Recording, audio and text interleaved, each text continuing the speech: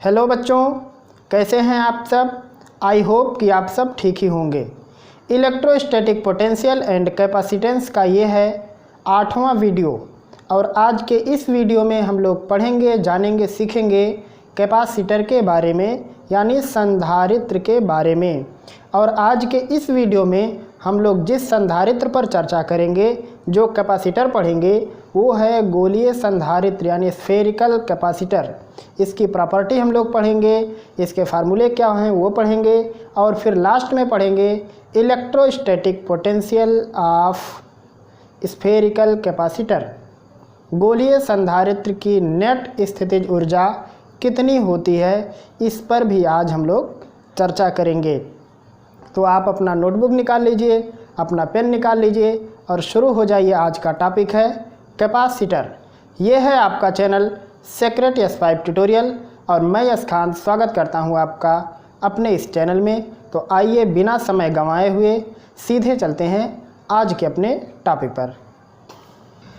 Topic है हमारा capacitor, जिसको हिंदी में कहते हैं संधारित्र।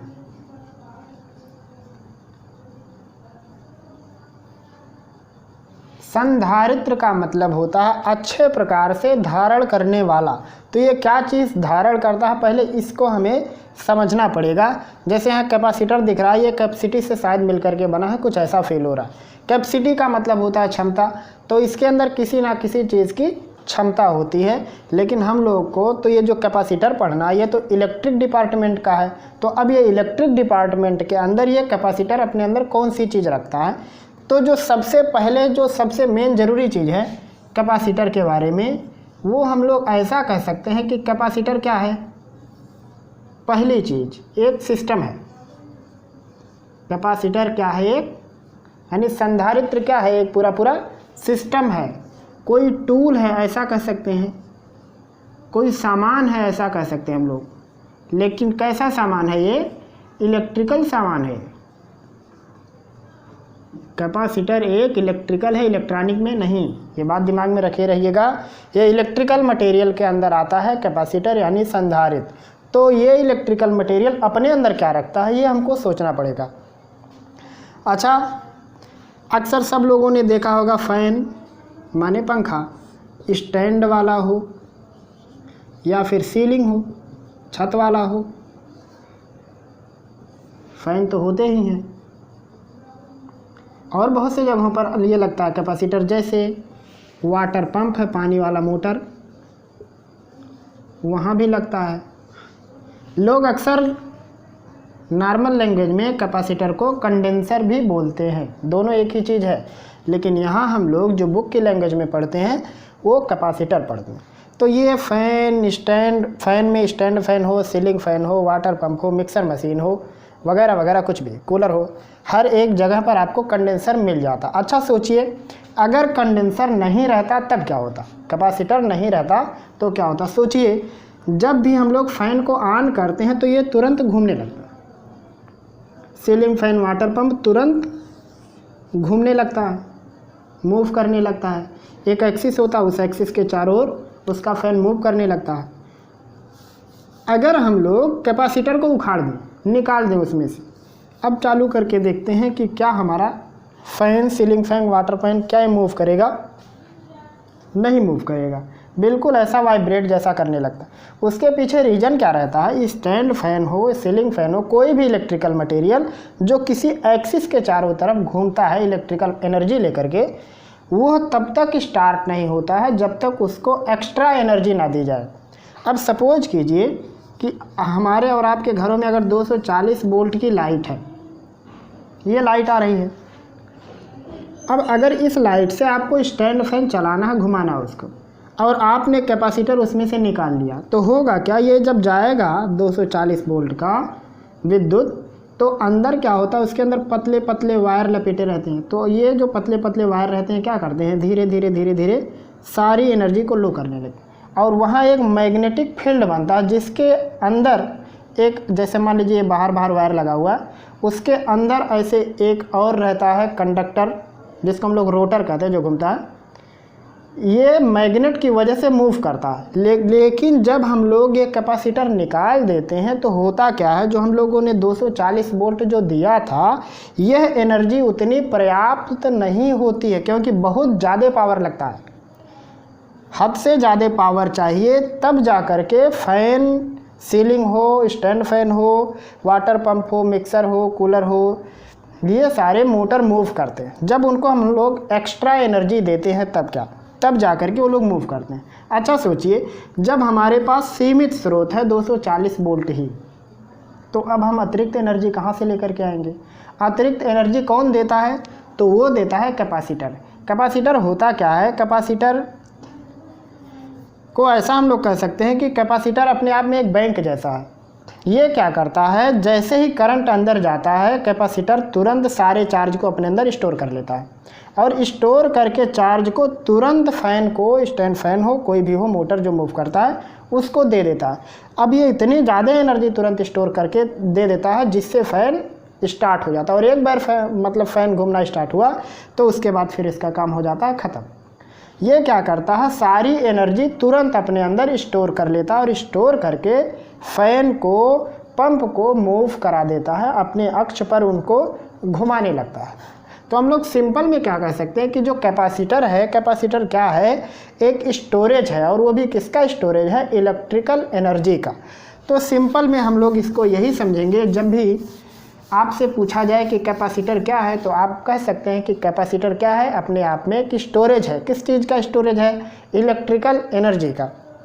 तो हम लोग इसमें क्या लिखेंगे कि कैपेसिटर, या कंडेंसर भी कह सकते हैं, कैपेसिटर स्टोर्स, रिस्टोर नहीं कहेंगे हम लोग, स्टोर कहेंगे, क्योंकि ये रिस्टोर नहीं करता। कैपेसिटर स्टोर्स इलेक्ट्रिकल एनर्जी, वैद्युत ऊर्जा, संधारित्र वैद्युत ऊर्जा को सुरक्षित करता है, एंड गिव्स एट वंस, और उसको तुरंत दे देता है। कितना एनर्जी देता है? जो मतलब जितना कुछ ये अपने अंदर समाये रहता है, सारी एनर्जी तुरंत उठा के फेंक देता है। जैसे ही करंट फ्लो करता है, कंडेंसर कैपेसिटर अपने अंदर इलेक्ट्रिकल एनर्जी स्टोर कर लेता है, और स्टोर करने के तुरंत बाद सारी एनर्जी दे देता है उस इक्विपमेंट को, उस उपकरण को जिसे हम लोग चला रहे होते हैं, और ये इतनी एनर्जी बाहर फेंक देता है कि फिर वो फैन मूव करने लगता है। ये तो हो गई बात मूव करने की। अच्छा चलो छोड़ो, हमारे और आपके सबके मोबाइल में हम लोगों ने देखा होगा, या जो वीडियोग्राफी करते हैं उसमें एक कैमरा होता है, फ्लैश कैमरा, जिसको हम लोग टार्च के रूप में फ्लैश को इस्तेमाल करते हैं, जलाते हैं। अच्छा सोचो, जो हम लोग बैटरी इस्तेमाल करते हैं मोबाइल के अंदर, मुश्किल से 1.5 वोल्ट 2 वोल्ट ऐसे रहता है, आधा एम्पेयर, 1 एम्पेयर, 2 एम्पेयर की। सोचो ये 1.5 वोल्ट का विद्युत इलेक्ट्रिक इस फ्लैश को कैसे ऑन रखता होगा? फ्लैश तो जलने के लिए बहुत ज़्यादा एनर्जी चाहिए इसको, तो फिर आखिर ऐसा कहाँ होता है? तो जो मोबाइल होता है या फिर कैमरा होता है, उसके अंदर एक डिवाइस लगा रहता है, एक सर्किट बनी रहती है पूरी, उस सर्किट के अंदर कैपेसिटर लगा रहता है। उस कैपेसिटर के अंदर पूरी इलेक्ट्रिकल एनर्जी स्टोर हो जाती है, और हम लोग जब फ्लैश ऑन करते हैं तो ये सारी एनर्जी उठा के उसको दे देता है तुरंत। अगर हम लोग ये कंडेंसर निकाल लें तो फिर हमारी बैटरी में इतनी दम नहीं है कि वो फ्लैश को ऑन कर सके। फ्लैश ऑन, जैसे हम लोग देखे होंगे जब वीडियोग्राफी करते हैं, तो जैसे बटन ऑन करते हैं तुरंत चेहरे पर बहुत ज़्यादा लाइट जलने लगता है। उसके अंदर उतनी लाइट नहीं रहती कि उतना ज़्यादा उजाला कर सके। वो पूरी लाइट के अंदर जो एनर्जी आती है, उतनी सारी एनर्जी वो कौन देता है? वो कैपेसिटर देता है। कैपेसिटर क्या करता है, जैसे ही करंट जाता है उसके अंदर सारी एनर्जी ले लेता है, और ये एनर्जी जब हमको ज़रूरत पड़ती है तो ये सारी एनर्जी एक बैग देता, ये नहीं कि बारी बारी निकालता, सारी एनर्जी एक साथ उठा के दे देता है। तो हम लोग जब कैपेसिटर की बात करेंगे तो हम लोग यही समझेंगे कि कैपेसिटर क्या है, विद्युत ऊर्जा को अपने अंदर सुरक्षित रखने वाला एक उपकरण है जो ज़रूरत पड़ने पर पूरी एनर्जी एक साथ उस उपकरण को दे देता है जिसको हम लोग चलाना चाहते हैं। तो मेरे ख्याल से आपको ये कैपेसिटर वाली बात समझ में आई होगी। कैपेसिटर एक सामान है, एक औजार है, वो भी इलेक्ट्रिकल का, या कह सकते हैं कि कैपेसिटर अपने आप में एक सिस्टम है जो बनाया जाता है, जिसकी मैन्युफैक्चरिंग होती है, एक प्रोडक्ट है। हम लोग ऐसा कह सकते हैं कि ये इलेक्ट्रिक पर डिपेंड एक प्रकार का ये मटेरियल है जो इलेक्ट्रिकल एनर्जी को अपने अंदर स्टोर करता है और स्टोर करके अपने उपकरण को देता है ताकि वो अच्छे प्रकार से चल सके। अब बात करते हैं कैपेसिटर की कुछ और चीज़ों के बारे में। अच्छा, यहाँ एक और मेन चीज़, जैसे ये इलेक्ट्रिकल एनर्जी स्टोर करता है। अब आप कहोगे कि इलेक्ट्रिकल एनर्जी से आपका क्या मतलब है, तो अभी हम लोगों ने प्रीवियस वीडियो में पढ़ा था पोटेंशियल एनर्जी, जिसको हम लोग कहते हैं स्थितिज ऊर्जा, तो वो भी तो एक प्रकार की एनर्जी है और उसका हम लोगों ने फार्मूला पढ़ा था K/Q1Q2/R। अगर किसी सिस्टम में दो चार्ज है, उनके बीच का डिस्टेंस R है, तो पूरे सिस्टम का एनर्जी इतना होता। इसका मतलब हम लोग सीधे सीधे ये कह सकते हैं कि कैपेसिटर जो एनर्जी स्टोर करता है वो रियल में क्या स्टोर करता है, चार्ज। तो हम लोग ऐसा भी कह सकते हैं कि capacitor stores electrical charge. Capacitor क्या करता है, वैद्युत आवेश को अपने अंदर सुरक्षित रखता है। वैसे हम लोग डायरेक्टली क्या कहते हैं, प्रत्यक्ष रूप में कहते हैं कि वो विद्युत ऊर्जा अपने अंदर रखता है, लेकिन इनडायरेक्टली कैपेसिटर अपने अंदर यहाँ पे वैद्युत आवेश को स्टोर करता है जो ज़रूरत पड़ने पर एक बैग में पूरा का पूरा उपकरण को सौंप देता है, जिससे वो उपकरण चलने लगता है। अब हम लोग बात करते हैं कैपेसिटर से संबंधित कुछ और चीज़ों के बारे में।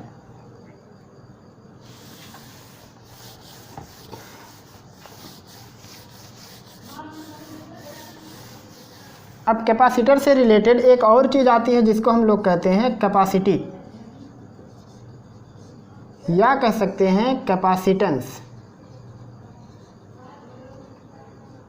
जिसको हिंदी में कहते हैं धारिता। धारिता का मतलब होता है धारण करने की क्षमता।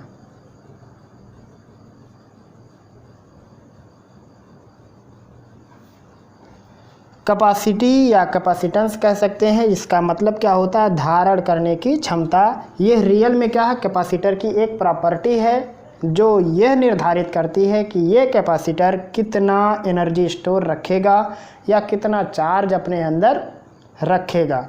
तो जो कैपेसिटेंस है इसको हम लोग क्या कह सकते हैं कि कैपेसिटेंस यानी धारिता is a property of capacitor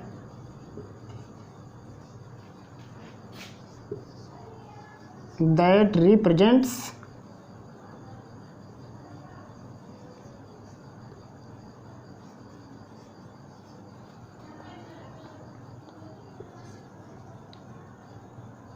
how much electrical energy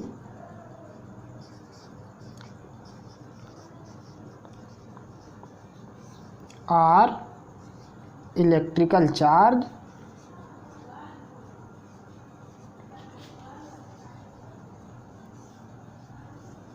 capacitor can store।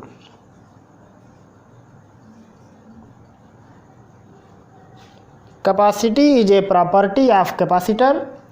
धारिता संधारित्र का एक गुण है जो यह बताता है, दैट रिप्रेजेंट्स, जो ये दर्शाता है या बताता है, हाउ मच इलेक्ट्रिकल एनर्जी और इलेक्ट्रिकल चार्ज, कि कितना विद्युत ऊर्जा या विद्युत आवेश कैपेसिटर स्टोर कर सकता है।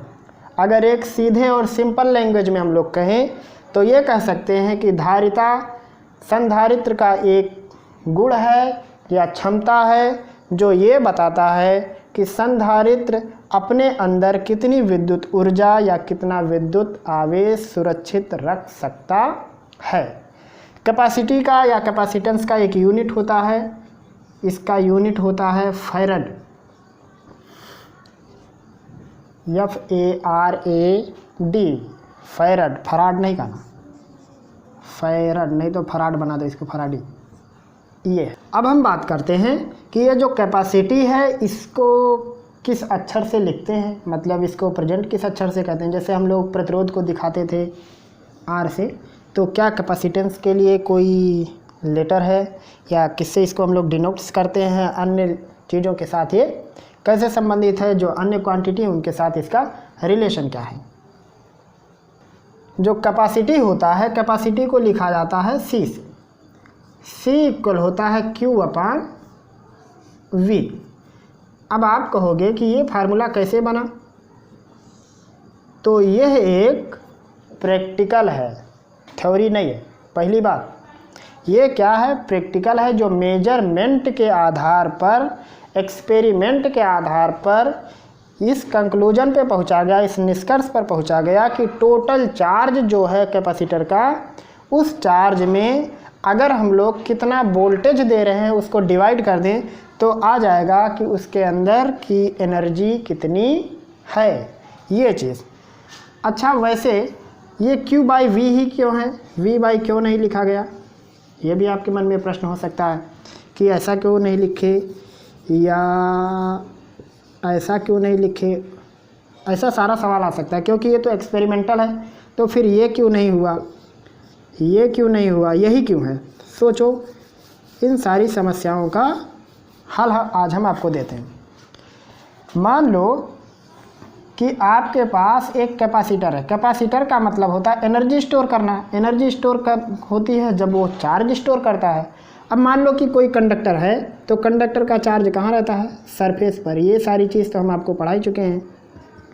तो ये यहाँ पे है चार्ज, मान लो ये चार्ज है Q, तो इसका एक पोटेंशियल होगा, ये भी आप जानते हैं कि अगर चार्ज सरफेस पर है तो मान लो इसका एक पोटेंशियल हम लोग ले लेते हैं V। अच्छा सोचो, ये तो अपने अंदर चार्ज स्टोर करेगा। अगर इतने चार्ज से काम चल जाता तो फिर फ़ैन में कंडेंसर लगाने की ज़रूरत नहीं थी। फ़ैन को तो एक्स्ट्रा चार्ज चाहिए, इसीलिए तो कैपेसिटर लगाया जाता है। तो अब होगा क्या, मान लो कि हम इसको dQ चार्ज इस पर ला के दे रहे हैं, तो क्या इतनी आसानी से आ जाएगा ये। मान लो कि ये प्लस चार्ज है, तो क्या प्लस प्लस के करीब आएगा, आएगा ही नहीं।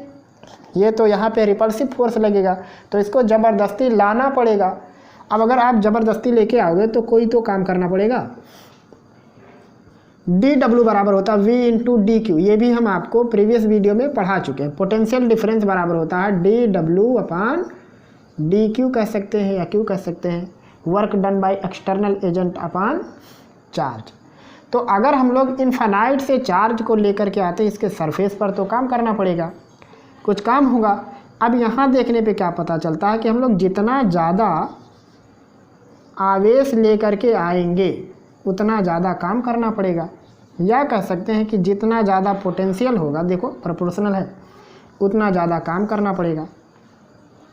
अब इसका क्या मतलब हुआ, अगर यहाँ पे पोटेंशियल ज़्यादा है तो हमको ज़्यादा वर्क करना पड़ेगा। तो अगर हमको खुद ज़्यादा काम करना पड़ेगा तो क्या हम लोग ज़्यादा चार्ज ला पाएंगे, दिमाग में रखिए। तो अगर हमको चार्ज ज़्यादा लाना है तो उसके लिए क्या होगा, अगर यहाँ पे कम पोटेंशियल रहता तो हम मेहनत कम करते, चार्ज को ज़्यादा उठा लाते, क्योंकि हमको यहाँ लेके तो चार्ज को आना है। तो अगर हम लोग यहाँ से ज़्यादा चार्ज लेके आना चाहते हैं तो फिर हम लोग ये कोशिश करेंगे कि पोटेंशियल यहाँ का कम रहता। यहाँ पे देखिए कि अगर यहाँ का हम पोटेंशियल बढ़ा दें तो काम ज़्यादा करना पड़ेगा, और जब काम ही ज़्यादा करना पड़ेगा तो फिर परेशानी ज़्यादा हो जाएगी। तो यहाँ वास्तव में होता क्या, इस पोटेंशियल को कम रखा जाता है ताकि हम लोग ज़्यादा चार्ज ला सकें। यानी हम लोग कह सकते हैं कि जब पोटेंशियल कम होगा तो हम लोग चार्ज को बढ़ा सकते हैं। अब अगर पोटेंशियल ही ज़्यादा हो जाए तो क्या हम लोग चार्ज ला पाएंगे इस पर, बहुत मुश्किल से। तो इसलिए जो कैपेसिटर पर जो एक्स्ट्रा चार्ज लाया जाता है वो तभी संभव हो पाता है जब उसका पोटेंशियल कम हो। यानी अगर हम लोग कैपेसिटर की कैपेसिटी बढ़ाएंगे तो ये कब संभव है, जब वोल्टेज कम हो रहा हो, या कब संभव है, जब चार्ज बढ़ा रहे हो, तब भी। तो यहाँ देखिए, जब ये पोटेंशियल कम होगा तो हम लोग एक्स्ट्रा चार्ज रख पाएंगे। इसका मतलब हम लोग क्या कह सकते हैं कि ये तो बिल्कुल उल्टा है, ये कम होगा तो ये बढ़ जाएगा, यानी जब पोटेंशियल धीरे धीरे डाउन होगा तो कैपेसिटी ऊपर जाने लगेगी। तो इसीलिए यहाँ पे जो लिखा है C = Q/V, ये यही दर्शाता है कि अगर ये कम होगा तो फिर ये बढ़ेगा, और अगर ये अतिरिक्त है तो फिर ये तो बढ़ेगा। अब आपको ये देखने पर ये लगेगा कि जो C है वो डिपेंड करता है Q पर और C डिपेंड करता है 1/V पर, लेकिन ये आपकी गलतफहमी है। C ना तो Q पर डिपेंड करता है ना ही V पर डिपेंड करता है। अब आप कहोगे अभी तक तो आप बता रहे थे कि जब पोटेंशियल डाउन होगा तो कैपेसिटी बढ़ जाएगा, चार्ज बढ़ाएंगे तो कैपेसिटी बढ़ जाएगा। हाँ, ये बात सही है। अब कहोगे एक जगह सही है वहीं दूसरी जगह गलत कैसे हो गया, तो दोनों में फ़र्क है। ये मैन्युफैक्चरिंग से पहले, कंडेंसर बनने से पहले की कहानी है ये, इसको ऐसा समझ लेना, बिफोर मैन्युफैक्चरिंग, कंडेंसर बनने से पहले है, और ये कहानी है आफ्टर मैन्युफैक्चरिंग।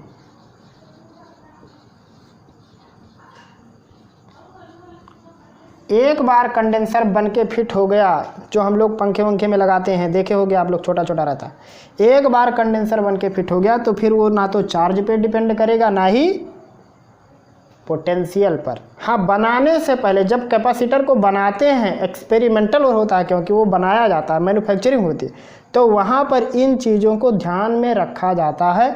उसके बाद कैपेसिटर का निर्माण किया जाता है। तो बनाने से पहले इन दोनों चीज़ों को ध्यान में रखा जाता है कि कितना चार्ज देंगे, फिर उसको कितने वोल्टेज की आवश्यकता होगी। आप लोग देखे होंगे कहीं लिखा रहता है 3.25 कैपेसिटर, इसका माइक्रोफैरड, कहीं 2.5। तो ये कैसे संभव होता है? जब ये माइक्रोफैरड, ये जब एक्सपेरिमेंट होता है, जब कैपेसिटर बनाया जाता है, उससे पहले ये सारा चीज़ मेजरमेंट कर लिया जाता है। लेकिन जब बन जाएगा उसके बाद कभी भी कैपेसिटर की कैपेसिटी उस पर आने वाले चार्ज और उसको दिए गए वोल्टेज पर डिपेंड नहीं करती है। एक बात दिमाग में रखिए। तो हम लोग ऐसा कह सकते हैं कि कैपेसिटेंस इज इंडिपेंडेंट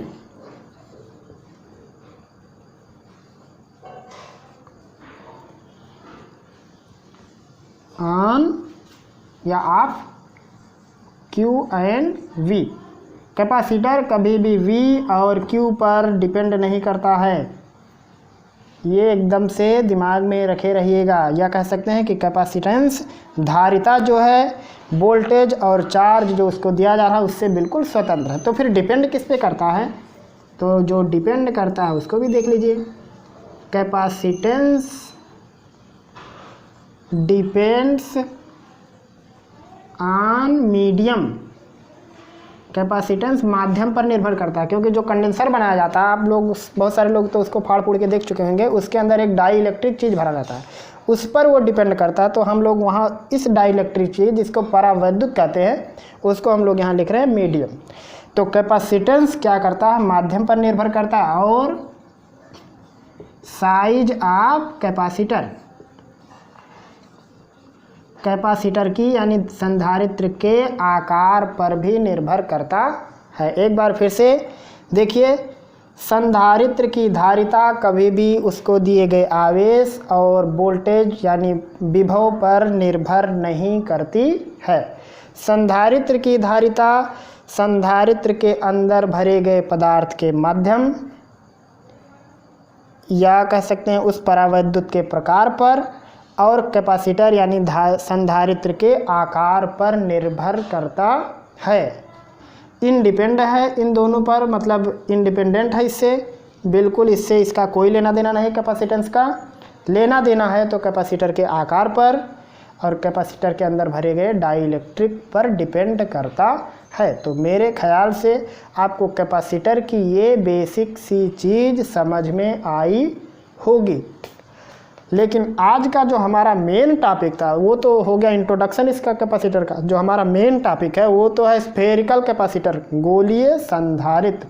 तो अब सीधे चलते हैं अपने आज के मिशन पर। तो आज का जो हमारा मेन टारगेट था, वो टारगेट क्या था जिसको हमें भेदना था? कैपेसिटर तो था लेकिन स्फेरिकल, यानी गोलीय संधारित्र। ये हमारा आज का मेन टारगेट था, गोलीय संधारित्र। इसके अगले वीडियो में हम लोग पढ़ेंगे समांतर प्लेट संधारित्र, लेकिन आज गोलीय संधारित्र। अब जो गोलीय संधारित्र है, जैसा नाम वैसा काम, ये बिल्कुल गोल होता है। वैसे अक्सर जो हम लोगों के घरों में यूज होता है वो सिलेंडर वाला यूज होता है, बिल्कुल ऐसे बेलन के आकार का रहता है, मतलब पूरा एकदम राउंड जैसा आप उसको देखे होंगे। ये इंडस्ट्रियल मटेरियल कह सकते हैं या इलेक्ट्रॉनिक के सर्किट में मिलता है कभी कभी, लेकिन फिर भी हमको तो इसे पढ़ना ही है, क्योंकि ये नहीं जानेंगे तो फिर पैरेलल प्लेट का कैपेसिटर कैसे काम करता है वो सारी चीज़ हमको तो समझ में आएगी ही नहीं। तो यहाँ हमको ये पढ़ना। अच्छा सोचो, अभी हम लोगों ने जस्ट पढ़ा C = Q/V। अच्छा आप कहोगे कि हम लोग परीक्षा में कैसे पढ़ेंगे गोलीय संधारित्र को, क्या मतलब किस प्रकार का प्रश्न आता होगा इसके लिए। तो जो प्रश्न आता है मैं वो आपको बता देता हूँ। जो प्रश्न इससे आता है रिलेटेड वो इस प्रकार का आता है कि मान लो गोलीय संधारित्र की त्रिज्या ऐसी है या इतना बड़ा क्षेत्रफल है, उसको इतना चार्ज दिया गया है, तो कैपेसिटी बताओ। जैसे आपको त्रिज्या मिल सकता है उसका, उस पर चार्ज मिल सकता है या केवल चार्ज मिल सकता है, वोल्टेज मिल सकता है, कुछ भी आपको देगा 2-3 चीज़, तो उसमें आपको C पूछेगा, यानी ये C पूछ सकता है। या आपको CV देगा तो Q पूछ सकता है, या Q देगा V देगा तो C पूछ सकता है। मतलब इन तीनों में से कोई एक चीज़ रहता ही है। साथ में एक R वाला भी रहता है। अभी हम लोग इसको प्रूफ करके देखेंगे कि रेडियस पर भी डिपेंड करता है, लेकिन Q और V पर कभी भी नहीं। इसका दूसरा वजह क्या है, तो हम लोगों ने अभी जस्ट पढ़ा था C = Q/V। ये एक एक्सपेरिमेंटल है, कभी भी C Q और V पर डिपेंड नहीं करता है। जैसे किसी वायर का ये प्रतिरोध कभी भी उस तार पर डिपेंड नहीं करता, क्योंकि एक बार तार जो बन गया तो उसका उतना ही रेजिस्टेंस होगा, चाहे तार को आप 1 मीटर तार लो, 2 मीटर तार लो। हाँ, उस तार को ही खींचने लगोगे तो अलग बात है, क्योंकि तब पतला हो जाएगा। मान लो इतना मोटा ये तार है, इसको यहाँ से काट दोगे तब भी R का मान उतना ही आएगा, यहाँ करोगे तब भी R का मान उतना ही आएगा, लेकिन जब खींच दोगे इसको, पतला कर दोगे तो बदल सकता है। वैसे ही कैपेसिटर एक बार जब बन गया तो उसका C फिक्स हो जाता है। तो सोचिए ज़रा, एक है हमारे पास गोलीय संधारित्र, ये तो गोला थोड़ा गड़बड़ हो गया, कोई बात नहीं।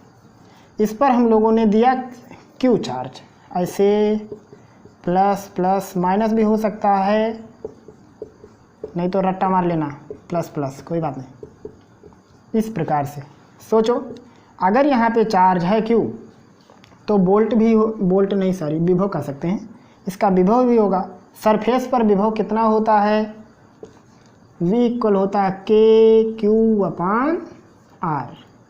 R का मतलब रेडियस, तो इस पर कितना पोटेंशियल होगा, KQ/R।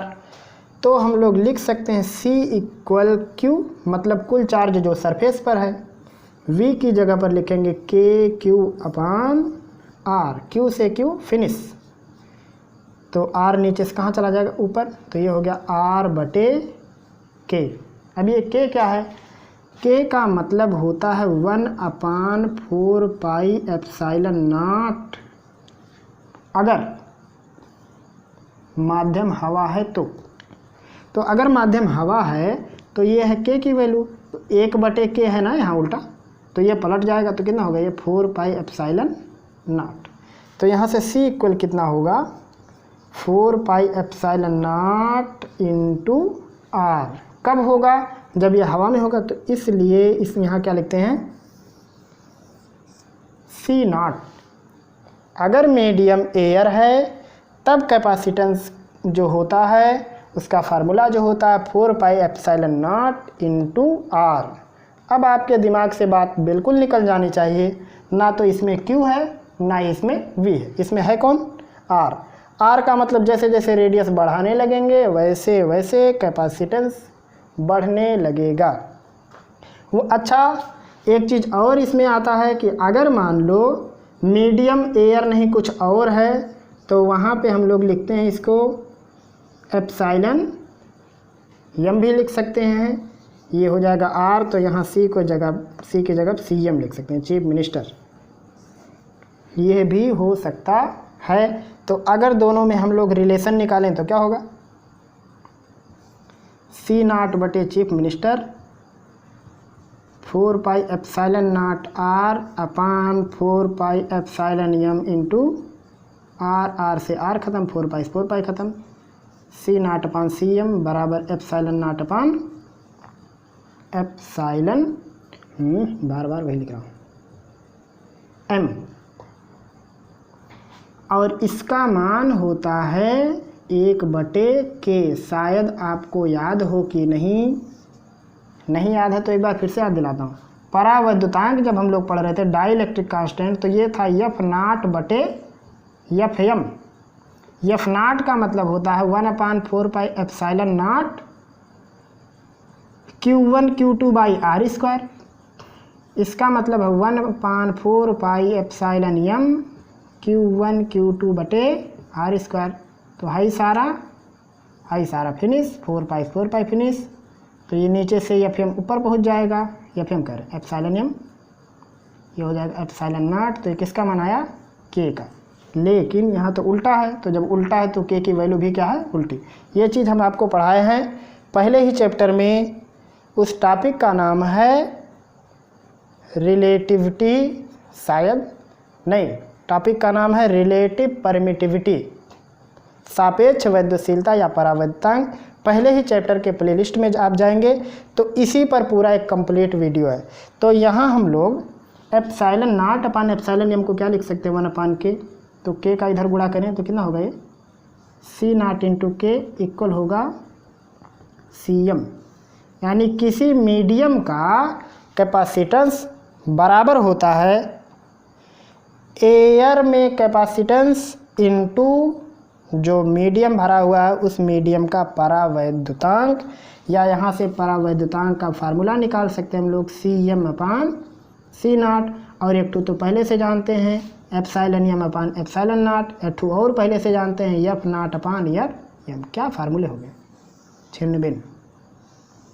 तो ये चीज़ भी आपको दिमाग में रखनी है। कभी कभी एक आध नंबर में आ जाता है कि मान लो कोई गोलीय संधारित्र है, निर्वात में उसकी धारिता इतनी है, अगर उसमें इतना परावैद्युतांक वाला पदार्थ भर देते, जैसे मान लो दे कि निर्वात में धारिता मान लो 4 फैरड। वैसे फैरड में ज़िंदगी में मात्रक नहीं होता है, हम तो यहाँ लिख के दिखा रहे हैं। अभी आपको बताएंगे क्यों किसी कैपेसिटर की कैपेसिटी फैरड में नहीं होती है। अब यहाँ मान लो अगर C0 बराबर है 4 फैरड और आपको दे कि परावैद्युतांक है 81। परावैद्युतांक की कोई यूनिट नहीं होती है, दिमाग में रखे रहिएगा। अब यहाँ से हमको निकालना क्या है, CM निकालना है। तो इसका इसमें गुणा कर देंगे, 4 एकन्ने में 4, 4 अट्ठे 32, 324 फैरड। वैसे तो इतना ज़िंदगी में नहीं होगा, लेकिन यहाँ तो हमने मैथमेटिकली लगाया है। तो मेरे ख्याल से आपको बात समझ में आई होगी। गोलीय संधारित्र में आपको क्या क्या दिमाग में रखना है, एक चीज़ ये, दूसरा ये फार्मूला, तीसरा ये और चौथा ये, इतनी चीज़ आपको दिमाग में रखनी है। अब एक चीज़ जो आपको दिमाग में रखना है वो क्या है, इस फार्मूले से संबंधित, वो ये है कि जो कैपेसिटेंस की यूनिट होती है, कैपेसिटेंस की यूनिट ये होती है फैरड। लेकिन क्यों किसी चीज़ की यूनिट के आगे फैरड नहीं लगाते हैं, कैपेसिटेंस की यूनिट के आगे हम लोग फैरड नहीं लगाते हैं, क्यों? अगर यूनिट इसकी फैरड है तो फिर फैरड क्यों नहीं करती? माइक्रो फैरड लिखा जाता है, पिको फैरड लिखा जाता है, नैनो फैरड लिखा जाता है, मगर फैरड नहीं लिखते हैं। वजह क्या है, चलिए कभी कभी याद आता है, कंपटीशन की परीक्षाओं में कभी कभी तो बोर्ड में ही पूछ लेता है, क्यों किसी कैपेसिटर की कुल क्षमता फैरड तक नहीं पहुंचती है या फैरड से अधिक नहीं होती है? तो क्यों नहीं होती है? C0 बराबर 4 pi epsilon naught into R। R का मतलब है रेडियस। चलो पहले इसकी बात करते हैं, ये क्या है? ये तो है 1/1 ऐसा लिख सकते हैं इसको, 4 pi epsilon naught into r, ऐसा तो कर सकते हैं। इस पूरे की वैल्यू कितनी है 1/4 पाई एप्सिलॉन नॉट, इसकी वैल्यू होती है 9 into 10 to the power 9 into r. ये जब ऊपर जाएगा तो कितना होगा 10 to the power -9 into r, यहाँ हो गया 1/9। समझ में आ रहा आपको? चलो फिर से समझाता हूँ। 4 pi epsilon naught into r, इसको लिख सकते हैं r/1/4 पाई एप्सिलॉन नॉट। ये हो गया r, इस पूरे की वैल्यू होती है 9 इंटू 10 टू दी पावर 9, तो ये हो जाएगा r into 10 to the power -9, नीचे 9, 1 में 9 से भाग करेंगे तो होगा 0.1111 जिंदगी भर, into 10 to the power -9 into r. अब अगर हम लोग पृथ्वी की त्रिज्या जितनी बड़ी है, जितना बड़ा हमारा पृथ्वी है, चलो उतना बड़ा कैपेसिटर, जो कि असंभव है, कौन सी फैक्ट्री में बनेगा। पृथ्वी की त्रिज्या होती है, मान लो हम 6 लिख दें, 6 × 10⁻⁶, वैसे तो इतना नहीं होता है, 6.4 into 10 to the power 6 meter ये होता है। एग्जाम्पल के लिए हम आपको यही लेकर दिखाते हैं कि अगर हम लोग इतनी बड़ी त्रिज्या ले लें, जितना बड़ा हमारा पृथ्वी है, तो क्या होगा ये 0.11 into 10 to the power -9 into 6 into 10 to the power 6। 6 का गुणा करो तो 0.6666 वगैरह वगैरह चलेगा। 10 टू दी पावर 9 में से 6 जाएगा -3, इसको लिख सकते हैं 7, 6 को एक बना के जोड़ दो, इंटू 10 टू दी पावर -3, दशमलव थोड़ा आगे पहुंचाओ तो ये होगा 7 into 10 to the power -4 farad. देखिए 1 फैरड से छोटा है कि नहीं, इकाई दहाई। अच्छा चलो इसको ऐसा लिखो, अरे लिख सकते हैं इसको 7f/10 टू दी पावर 4, यानी 7f/1 के आगे क्या 0, 4 इकाई दहाई सैकड़ा हज़ार 10,000। इसका क्या मतलब हुआ, अगर पृथ्वी जैसे 10,000 पृथ्वी होते, हमारी पृथ्वी जितनी बड़ी है, अगर ऐसी कम से कम 10,000 पृथ्वी होते, उतना बड़ा अगर हम लोग कैपेसिटर बनाते, तब जाके उसकी धारिता फैरड में पहुंचती, 1 फैरड के आसपास पहुंचती। तो अब इतना बड़ा बना देते तो रखते कहाँ। इसीलिए कभी भी कैपेसिटर की कैपेसिटी फैरड में नहीं मापी जाती है, मापी जाती है किस में, माइक्रो फैरड में, पिको फैरड में, नैनो फैरड में, इन सब चीज़ों में मापी जाती है। वजह क्या है, आप इसको मैथमेटिकली भी किसी को बता सकते हैं कि जो यहाँ पे इसकी धारिता होती, अगर हम लोग पृथ्वी की त्रिज्या के बराबर अगर धारिता ये त्रिज्या ले लें कैपेसिटर की, तब जा कर के धारिता होती है 7f/10,000, मतलब कुल धारिता का 10,000वां भाग। इसका मतलब अगर इतने और ज़्यादा आ जाते, रेडियस वाली चीज़ 10,000 गुना और लंबी कर देते, तब जा कर के ये फैरड के अंदर पहुंचता। इसीलिए कभी भी कैपेसिटर की कैपेसिटी फैरड में मेजर नहीं की जाती है। मेरे ख्याल से आपको ये बात समझ में आ गई होगी, और ये भी बात समझ में आ गई होगी कि कैपेसिटर की कैपेसिटी Q और V पर क्यों नहीं डिपेंड करती है, क्योंकि जो एग्जैक्ट फार्मूला है उसमें ना तो Q है ना ही V है, उस फार्मूले में आता कौन है, R। इससे ये पता चलता है कि कैपेसिटी आकार पर डिपेंड करती है, और यहाँ मीडियम पर भी डिपेंड करती है। और यहाँ पे हम आपको एक चीज़ और बता ही दिए थे अभी कि CM चीफ मिनिस्टर बराबर होता है C0/K। किसी माध्यम का धारिता बराबर, किसी माध्यम में अगर कैपेसिटर है तो उसकी धारिता बराबर होता है निर्वात में इंटू परावैद्युतांक, जो डाइलेक्ट्रिक चीज़ भरा हुआ है। दूसरी टॉपिक जिस पर चर्चा करने के लिए हमने शुरू में ही कह दिया था, वो था potential energy of spherical capacitor, गोलीय संधारित्र की कुल स्थितिज ऊर्जा। पोटेंशियल एनर्जी, थोड़ा स्पेलिंग में राइटिंग में गड़बड़ी होगी तो क्षमा कीजिए। Potential energy of spherical capacitor गोलीय संधारित्र की स्थितिज ऊर्जा या ऊर्जा कह सकते हैं, ये हमको पढ़ना है। इसको किससे लिखेंगे? U से लिख सकते हैं, E से लिख सकते हैं, दुनिया भर के तो संकेत हैं, वैसे छिन्न भिन्न है। 2600 अक्षर हैं बेचारे, उनकी इतनी ज़्यादा परेशानी है। हाँ, तो बात हमारी हो रही है पोटेंशियल एनर्जी की। चलो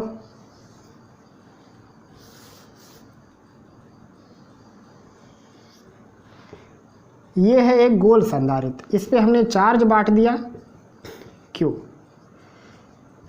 इस प्रकार से।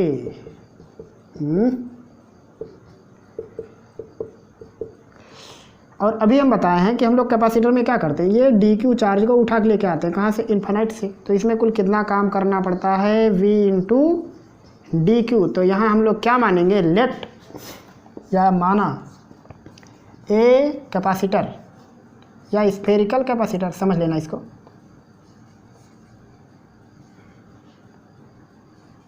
Late a spherical capacitor has Q charge. एक कैपेसिटर है जिसके पास Q चार्ज है and a small charge dq और एक छोटा सा चार्ज dq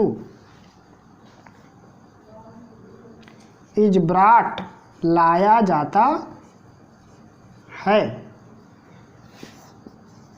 फ्रॉम इनफाइनाइट, क्योंकि वहीं एक तो सस्ता पड़ता,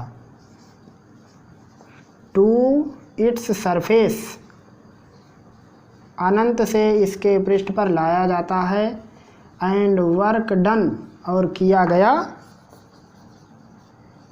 इज dw।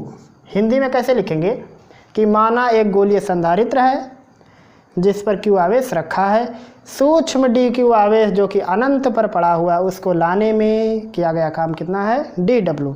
तो यहाँ क्या लिखेंगे? इसलिए टोटल वर्क। अब टोटल वर्क कैसे निकालते हैं जानते हैं ना? इंटीग्रेशन करके। तो इंटीग्रेशन किसका करेंगे? v dq का। ये बात भी आपको पता होगी, dq क्योंकि ढेर सारा चार्ज करना है ना, छिन्न भिन्न।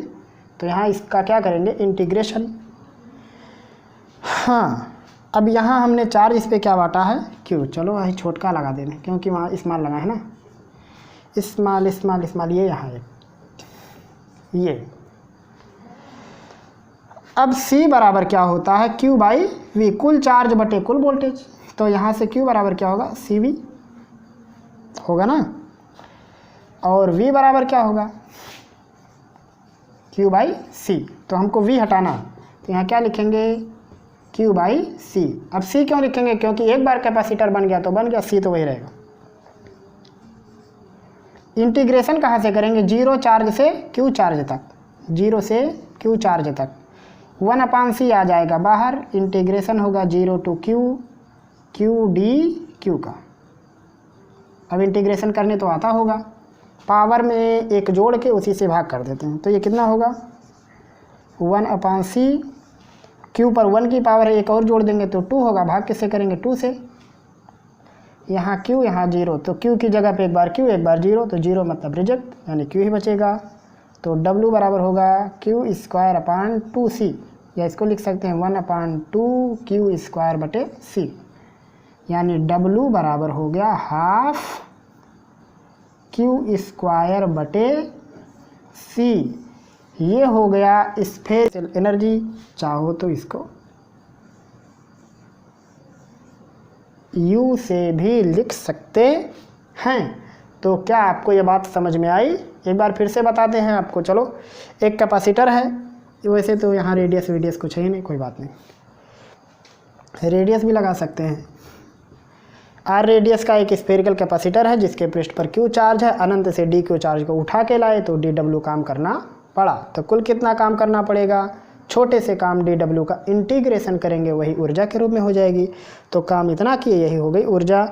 Q is half Q square by C. अब देखते हैं इसके अनेक चेहरे हैं, जैसे फिल्मों में होते हैं ना डुप्लीकेट, वैसे इसके अनेक रूप हैं, खतरनाक खतरनाक। तो u बराबर आ गया 1/2 क्यू स्क्वायर बाई सी, जिसकी तलाश थी वो मिल गया। तो इसके अलग अलग रूप क्या हैं, जैसे c बराबर है q/v। तो पहले अभी ये किसके किस में है, रिलेशन q और c के बीच में है। अब हम लोग q का वैल्यू रखते हैं, तो यहाँ से q इक्वल कितना होगा cv। तो इसका एक और रूप होगा, हाफ q की जगह cv तो होगा c स्क्वायर v स्क्वायर बटे c, एक c से c कट जाएगा, तो u इक्वल होगा हाफ cv स्क्वायर। एक रूप इसका ये है, जब c और v दिया रहेगा तो ये फार्मूला लगा देंगे, q और c दिया रहेगा तो वो लगा देंगे। अब की बार c को उड़ा देते हैं, तो c इक्वल कितना है q बाई v। तो u इक्वल होगा हाफ q स्क्वायर, c की जगह पर q बाई v। एक q से q कट जाएगा, नीचे से v ऊपर हो जाएगा, तो ये होगा v q आगे हाफ है, ये हो गया फंटास्टिक फार्मूला। कुल 3 रूप हैं, एक क्यू स्क्वायर बाई सी, एक सी बी स्क्वायर, एक हाफ वी क्यू। आप सी की जगह पर 4 पाई एप्सिलॉन नॉट आर भी ले सकते हैं, जैसी आपको सवाल में ज़रूरत होगी। अगर सी क्यू दिया रहेगा तो ये लगाएंगे, रेडियस क्यू दिया रहेगा तो सी की जगह 4 पाई एप्सिलॉन नॉट ले लेंगे। क्यू नहीं दिया है, वी दिया तो ये लगा देंगे, और वी क्यू दिया है, सी नहीं दिया है तो ये लगा देंगे। ये हैं 3 रूप इसके potential energy of spherical capacitor. तो मेरे ख्याल से आपको आज की ये सारी टॉपिक कैपेसिटर से रिलेटेड समझ में आई होगी। अगर आपका कोई भी प्रश्न, कोई भी सलाह, कोई भी सुझाव है तो कमेंट सेक्शन के ज़रिए आप हमको ज़रूर बताएंगे। अगर आपका कोई प्रश्न भी है और कमेंट सेक्शन में आप भेजने में असमर्थ हो, बड़ा है थोड़ा, तो डिस्क्रिप्शन में हमारा ईमेल है, उस ईमेल पर भेज सकते हो। हम पूरी कोशिश करेंगे आपके प्रश्न का समाधान करने के लिए।